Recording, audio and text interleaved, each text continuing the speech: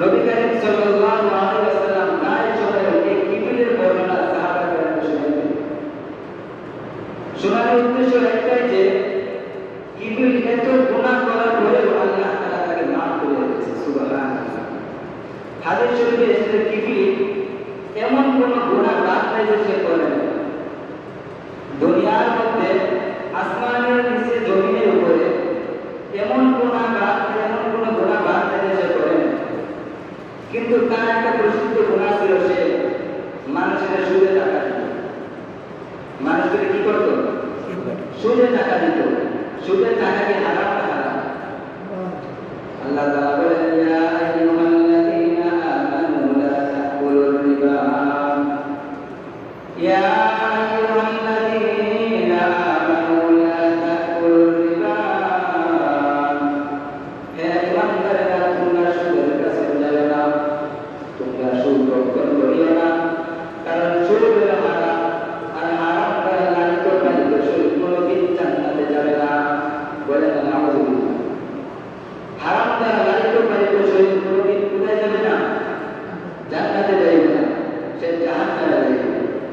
কিবির তার প্রচন্ড একটা স্বভাব ছিল, তার ব্যবসা ছিল। সে কি করত?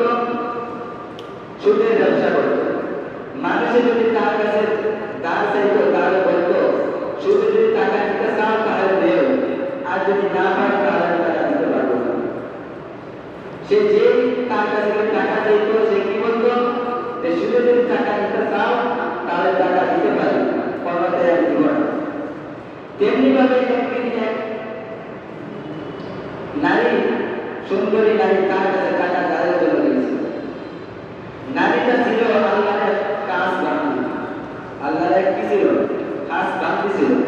সে অভাবে বলিয়া কিবিরের কাছে গিয়েছিল। গিয়ে বলতেছে, কিবির, আমি অভাবে বলেছি, তুমি যদি আমার একটু উপকার করতাম। কিবির বলে, কি উপকার করবো? বলে, আমাকে 60 দিরহাম দাও। কিবির বলল, 60 দিরহাম? ঠিক আছে, তুমি কি সুদে দিবা নাকি? পরে আল্লাহর বান্দী বলে, আমি যদি তোমার কাছ থেকে সুদে টাকা নিতে পারতাম তাহলে কি তোমার কাছে আসতাম? আমি বড়ভাবে বলে গেলাম, তুমি আমাকে একটু হেল্প করো না। কিবির বলল, না, আমি এভাবে হেল্প করতে পারবো না। তুমি যদি শুধু টাকা দিও তাহলে আমি তোমাকে টাকা দিতে ইচ্ছুক, অন্যথায় আমি দিব না। কিন্তু মেয়েটা ছিল অনেক সুন্দরী।